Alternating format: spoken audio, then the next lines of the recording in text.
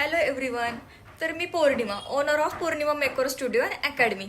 आज करणार आहोत माझी हेअर ट्रीटमेंट, ते पण माझ्या सलूनमध्ये. आता तुम्ही जे हेअर बघताय ते आहे ब्लो ड्राय केलेले. हे दिसतं ते तुम्हाला, हे आहेत माझे कर्ली हेअर. आता मी करणार आहोत हेअरचा वॉश केल्यानंतर तुम्हाला ॲक्च्युअल स्ट्रक्चर दिसेल.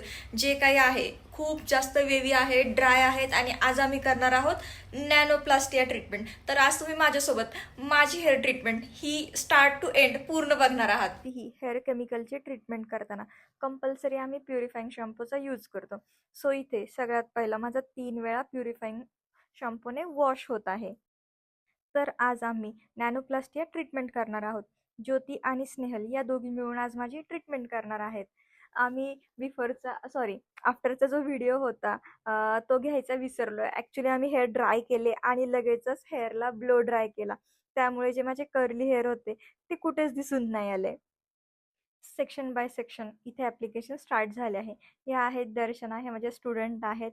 त्याच्यानंतर बॅक साईडला आहे अंजली. अंजली ही माझी स्टाफ मेंबर आहे. ॲप्लिकेशन झाल्यानंतर आम्ही 1 तास प्रोडक्ट हे हेअरवरती ठेवलं होतं.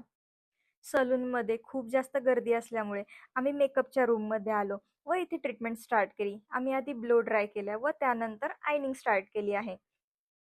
ज्योतीला गावाला जायचे होते, त्यामुळे जेवढी आयनिंग पॉसिबल झाली तेवढी तिने केली. त्यानंतर तिने आम्हाला बाय बाय केलं व नंतर स्नेहाला आली. लगेचच स्नेहलने राहिलेली आयनिंग स्टार्ट केली. आयनिंग झाल्यानंतर आम्ही लगेचच हेअर वॉश केला. हेअर वॉशसाठी आम्ही ट्रीटमेंटचा शॅम्पू कंडिशनर वापरला. हा आहे आफ्टर रिझल्ट. हेअर माझे थोडेसे वेटच होते, तरीही आम्ही व्हिडिओ घेतला बिकॉज आम्हाला दुसरे क्लायंट पण करायचा होता. ट्रीटमेंटमुळे माझ्या हेअरचा जो कलर होता तो फेड झाला होता. त्यामुळे शक्यतो आम्ही ट्राय करणार आहोत की उद्या लगेचच माझ्या हेअरचा कलर व्हावा. जर कलर झाला तर तो व्हिडिओसुद्धा तुम्हाला या व्हिडिओच्या एंडला बघायला मिळेल. हा आहे फायनल रिझल्ट. सो मी व्हॉइस ओव्हर टाकत होते आणि मला आठवलं की हा माझा कलर पण आज झाला आहे. सो मी हा जो कलर केला आहे हा थोडंसं चॉकलेट ब्राऊनमध्ये केला आहे. मला थोडेसे हेल्दी हेअर दिसले पाहिजे अशी कन्सेप्ट होती. त्याच्यामुळे मी जास्त लाईट शेडमध्ये कलर नाही ठेवला. जेवढा कलर डार्क असतो तेवढा हेल्दी वाटतो.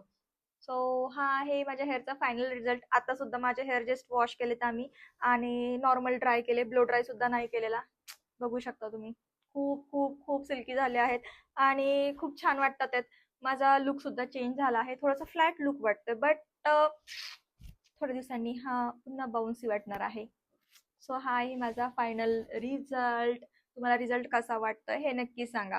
आणि इथे मी प्रोडक्ट यूज केला आहे ते आहे फ्लोरा ॲक्टिव्हचा नॅनोप्लास्टिया.